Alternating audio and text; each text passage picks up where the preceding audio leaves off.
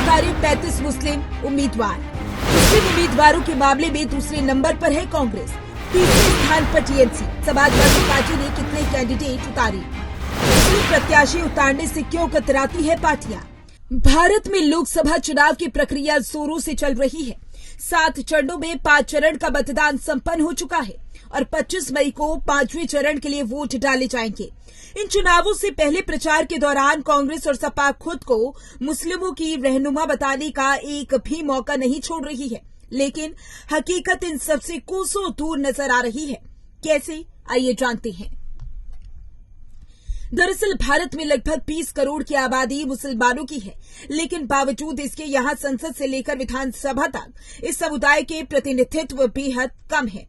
आसान भाषा में कहें तो पिछले कुछ सालों में भले ही भारत में मुस्लिमों की आबादी बढ़ी हो, लेकिन उनका संसद और विधायकों में प्रतिनिधित्व घटा है।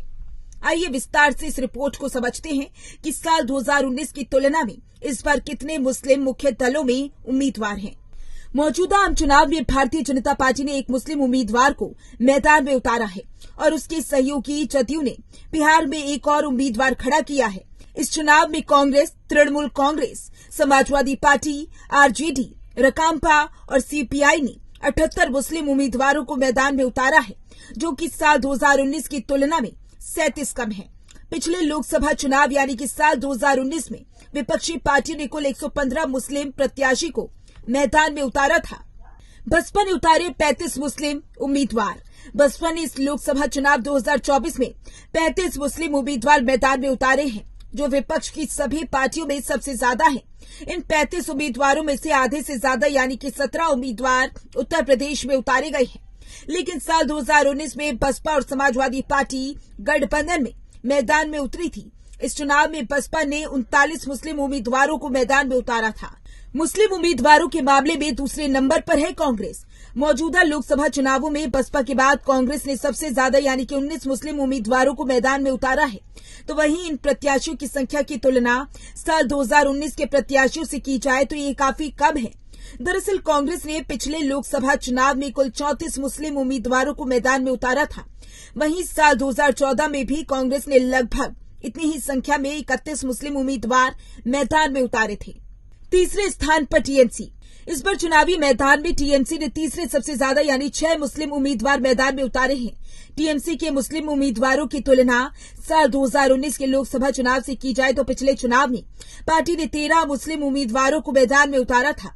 हालांकि 2014 में पश्चिम बंगाल में सत्ता में आने के बाद 3 साल बाद टीएमसी ने 24 मुस्लिम उम्मीदवारों को मैदान में उतारा था।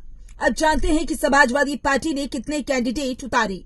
इस चुनाव में मुस्लिम यादव वोट बैंक वाली समाजवादी पार्टी ने केवल 4 मुस्लिम उम्मीदवारों को मैदान में उतारा है। यह 2019 की तुलना में आधी संख्या है। 2019 में पार्टी ने 8 उम्मीदवारों को मैदान में उतारा था, तो वहीं साल 2014 में सपा ने 39 मुस्लिम प्रत्याशियों को मैदान में उतारा था। मुस्लिम प्रत्याशी उतारने से क्यों कतराती है पार्टियां? इस सवाल के जवाब में दिल्ली यूनिवर्सिटी में प्रोफेसर राजीव रंजन गिरी कहते हैं कि देश में कोई भी चुनाव हो, उसमें मुस्लिम प्रत्याशी कम उतारे जाने की एक वजह पार्टियों की तुष्टीकरण की नीति है। अभी का हाल देखें तो भारतीय जनता पार्टी भले ही मुस्लिमों से दूरी बरतती हो, लेकिन कांग्रेस, समाजवादी पार्टी जैसी पार्टियों के अभी भी मुस्लिम वोटर्स हैं। यही कारण है कि पार्टियों चुनाव प्रचार के दौरान उनके हितों को लेकर तमाम वादे तो करती हैं, लेकिन जब टिकट देने की बात आती है तो पार्टी उसी को टिकट देती है।